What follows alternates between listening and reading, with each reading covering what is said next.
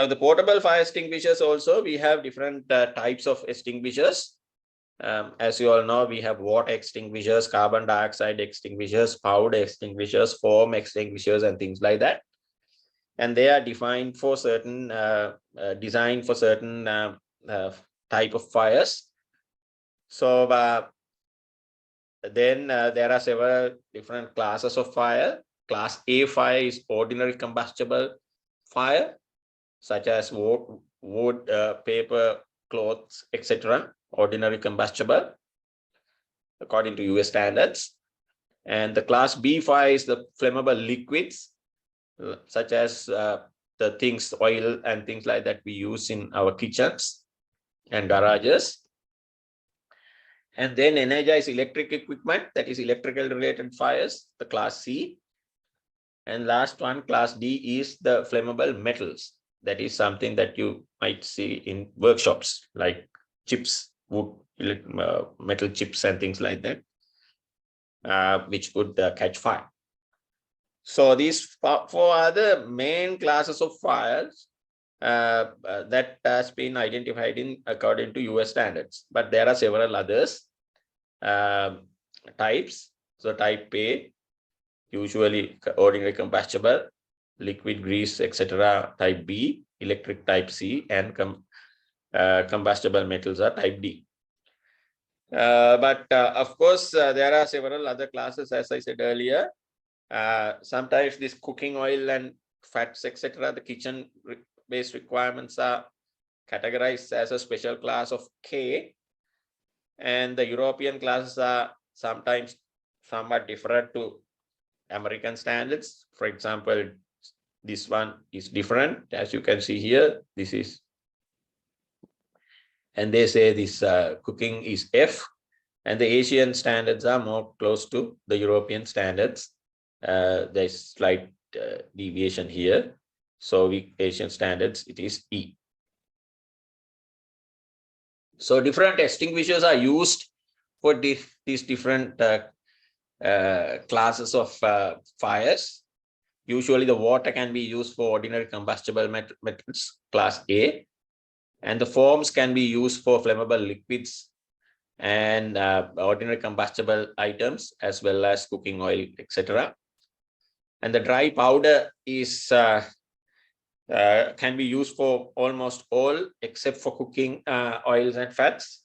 The only reason for that is, in fact, if you go and spray powder in a kitchen, then entire kitchen has to be cleaned and all food items will go to waste if you spray dry powder all across.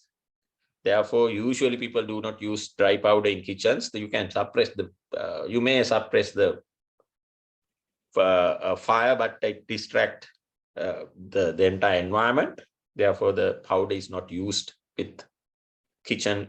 And the carbon dioxide can be used for flammable liquids, electrical equipment, as well as the cooking oil, because the carbon dioxide is doesn't harm that much as far as the food is concerned. And of course, yeah.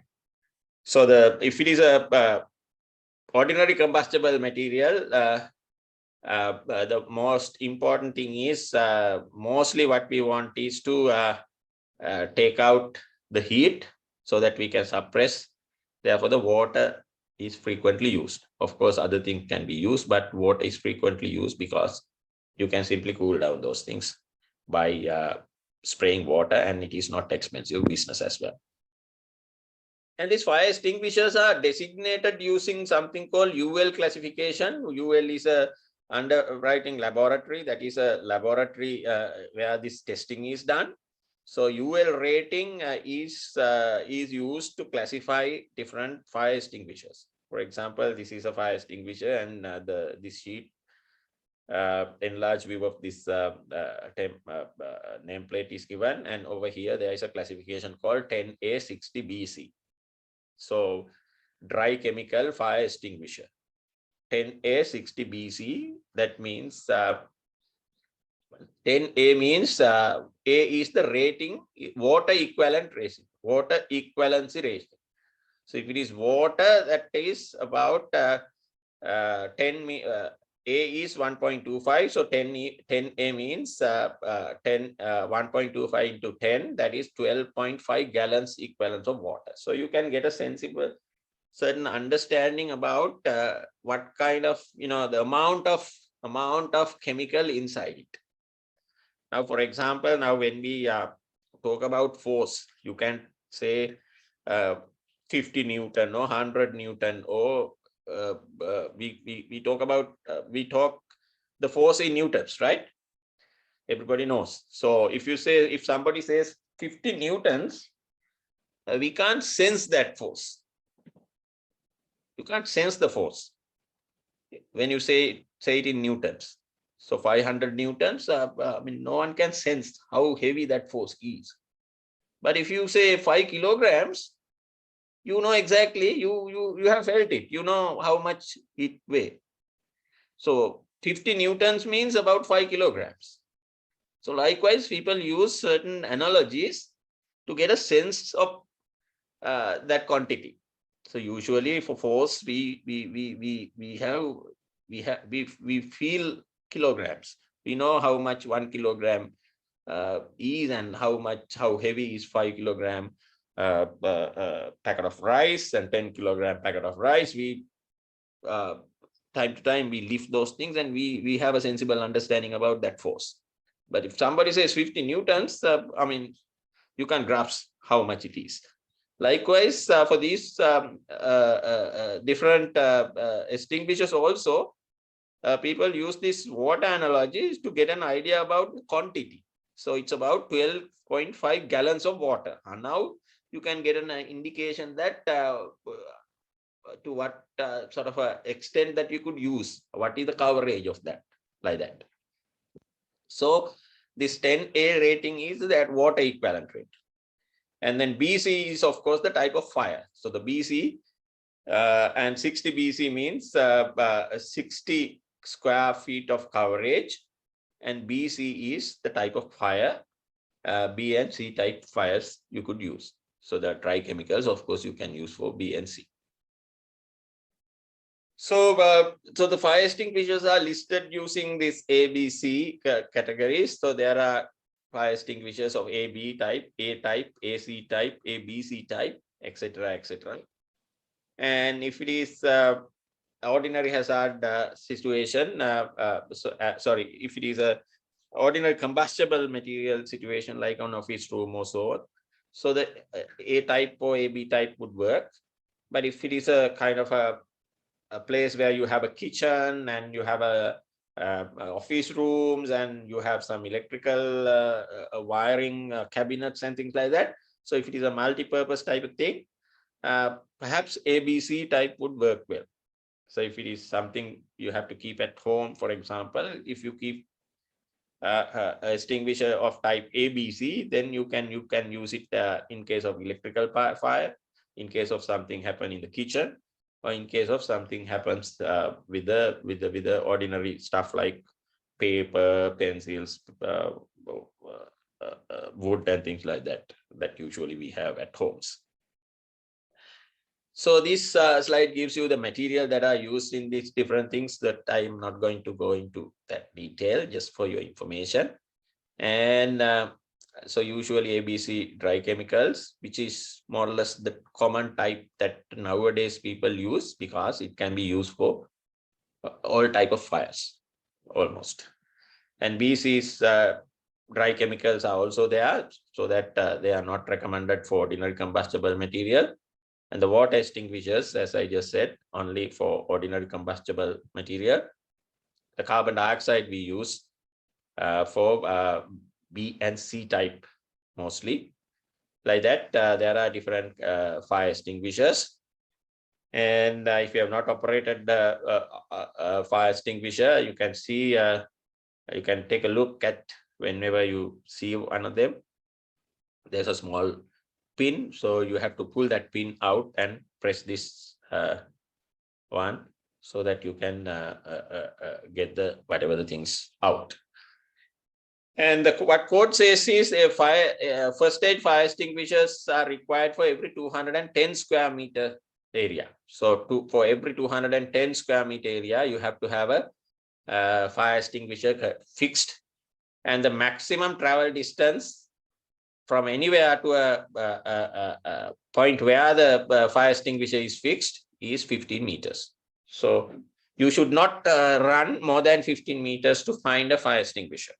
And each extinguisher could cover up to 210 square meters of area. One is the fire suppression system, the hydrant system and sprinkler systems. Basically, hydrant is, as I said earlier, water. So you have to have a storage system, pumping system, and distribution system. So in the pump set, you have to have 3 pumps there. Usually a electric fire pump and a diesel fire pump, because in case of power failure, the system should operate. Therefore, there has to be a generation, electricity generation system also, or diesel fire pump, in addition to electric fire pump. And there has to be a jockey pump. Just to maintain the required pressure, there has to be a pressure pump, the booster pump, which is called the jockey pump. So the pump set has 3 pumps, and the distribution pipelines and the vertical pipes that are going through different levels of the building are called hydrant rising mains. And this distribution system need to be connected to fire department breaching inlet. I think some of you have seen these things outside the buildings. Now the fire truck, when the fire truck comes, then the truck can be connected to this, and the water in the truck can be used for suppressing the system. So the system, when you run out of the water here, external water supply can be provided through the fire brigade systems. So these rising mains, as I said earlier, goes through different floors, and then there is something called landing valve at each and every floor. So that is where you can take the water out, so to attend to any fire. So those are landing valves. And at the top, there are air releasing valves to make sure that these columns are filled with water without any air bubbles, so continuous water supply is made. So the landing valve is something like this. And of course, at this landing valve is inside something called a fire cabinet, hydrant cabinet. So the hydrant cabinet needs certain things inside. So what you usually have is a hose system, and fire hose and hose reel, fire extinguishers, and connections to the rising mains. So there are different types of valves and things like that. I'm not going to go into details. The hose reels, I'm sure you have seen these hose reels in the buildings, supermarkets, etc. So this is a hose reel. And the fire hose is somewhat different to a hose reel. There are 2 different things. So this is just like a small hose, like a garden hose. And the fire hose is something bigger than that. So what we connect to the landing valve is the fire hose. So the fire hose is connected here to the landing valve. And when you open the valve, you will get a huge flow of water. This one, for small fires, you could use this hose reel. But for large fires, you'll have to use fire hose. So this is a real picture of fire hydrant cabinet. So this is the hose reel. This is the rising main. This is the landing valve, and this is the fire hose. And you can see some extinguishers also. So these are the main components of fire hydrant system. Landing valve, fire hose, and different components. Now, these British codes, whatever the British or American or European or whatever, the codes provide us the requirements, the design requirements of these fire hydrant systems, the wet risers and landing well, etc. So the usual understanding is if the building is taller than 18 meters, you have to have a rising mains. You have to have rising mains if the building is above 18 meters height. So you have to have these vertical columns. And if that is the case, then one rising main is required for every 900 square meters of floor area. So if you have, for example, 2000 square meters of floor area, then you have to have 3 rising mains. One covers 900, second one covers another 900. If it is 2000, then you have to have 3, for example.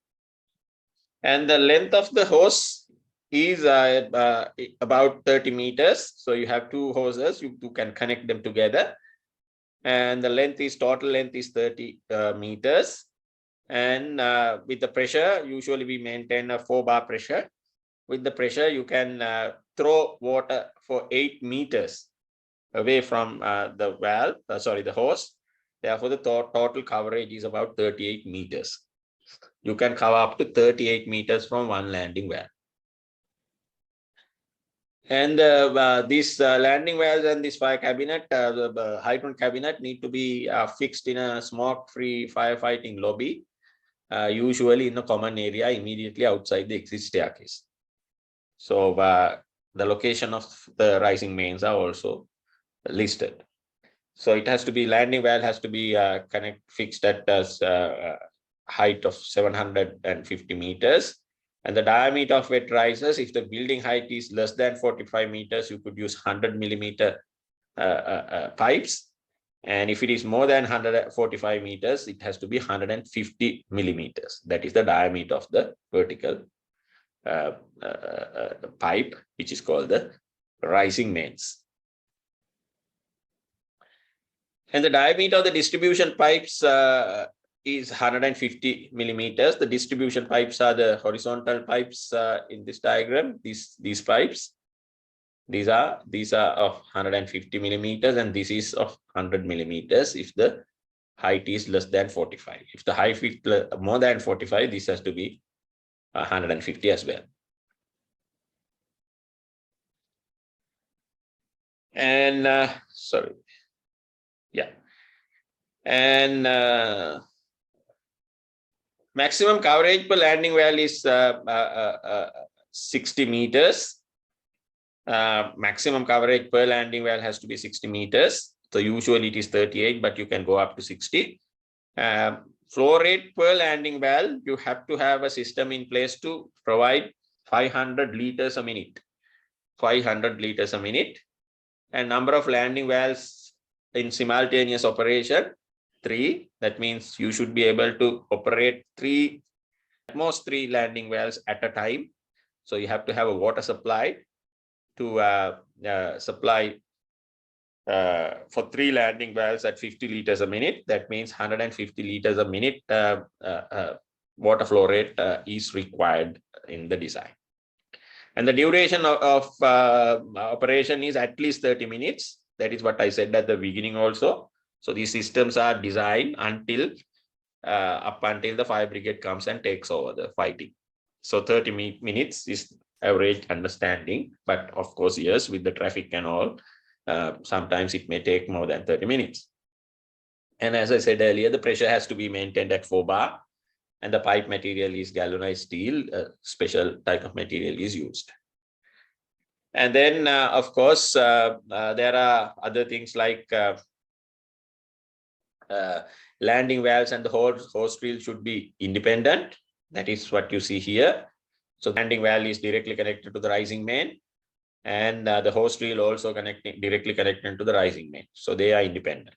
So this one is not an extension out from the landing valve. And there are many other things, yeah, vents and things like that, which are not very important at this moment, but of course, to get an overall idea, I have included. So this landing well, the coverage is 38 meters, that 30-meter hose and 8 throw. So you can something like you might think of fixing the landing well at the center of the building so that entire building can be covered. So that is not acceptable at all, because these landing wells need to be fixed at the smoke-free lobby at the exit of the building, so that people can of the compartment, rather the floor, people can easily reach it. In case of fire, outsiders or firefighters can easily reach that place and operate these landing wells. So you can't have one at the center and covering everything. So you have to have one here. If the distance is not enough, then you have to have another set at the other side to cover this. Something like this. So there are guidelines provided to address all sort of requirements. So the fixing of valves, landing valves, where it should be fixed, what heights, and all these details are given. I'm not going to go into all kind of numbers. And hose reel is the landing valve and the hose reel. Again, if I go back to this picture, what we just said is the landing valve and the hose. This is fire hose, and this is the hose reel. They are two different things: hose reel and landing valve, the fire hose. The fire hose connects here. Hose reel is a separate thing, like a garden hose. For hose reel, of course, one hose reel is required for every 800 square meters of floor area. Hose reel length to reach every room of building within 6 meters of each part of the room. And hose reel should give at least 30 liters a minute. And we have to have a system to operate at least 2 hose reels at a time.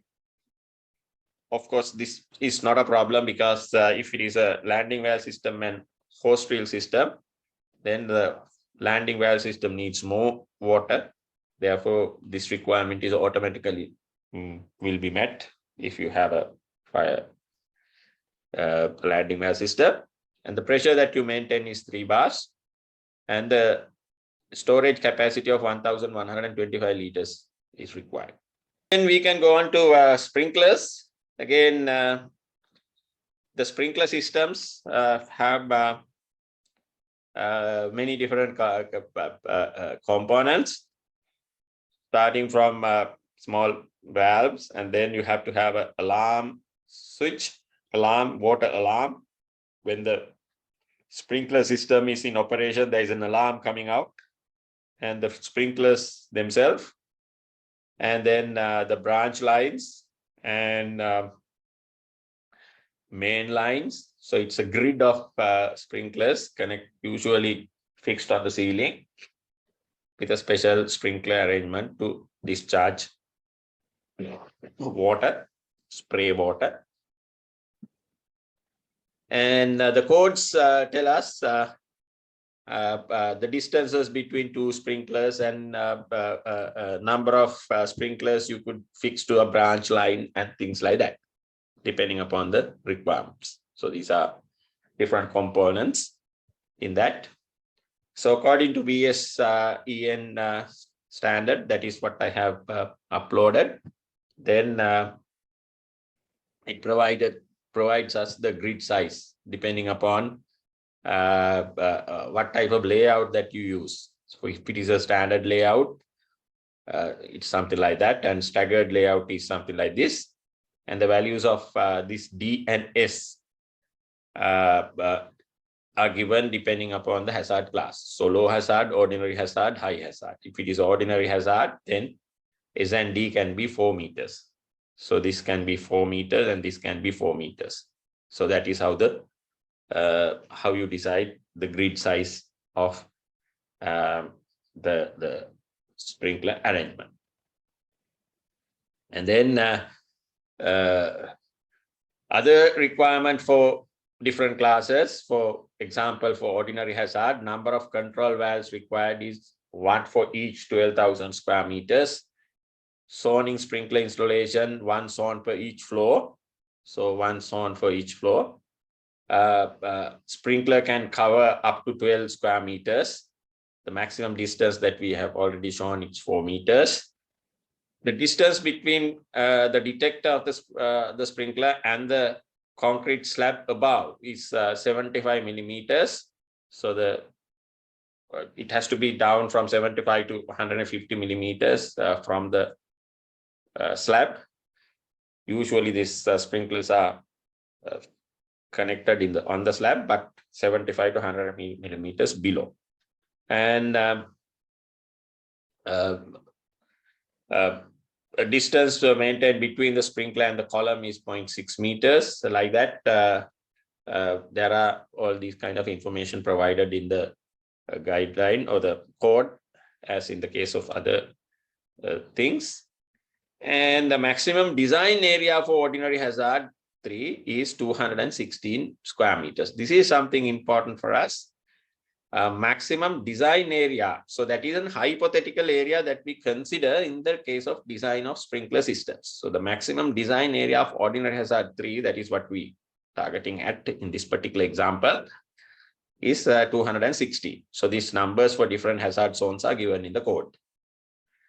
And then based on this value and then the maximum distance between two sprinklers, L, and there is another formula called number of sprinklers in a branch line per design area. Number of sprinklers in a branch line per design area there is a empirical formula given. So the branch line is, so this is a branch line. So when you take out, when you go take a branch out, then from the main, then there is a limit that number of sprinklers that you can fix on a branch line.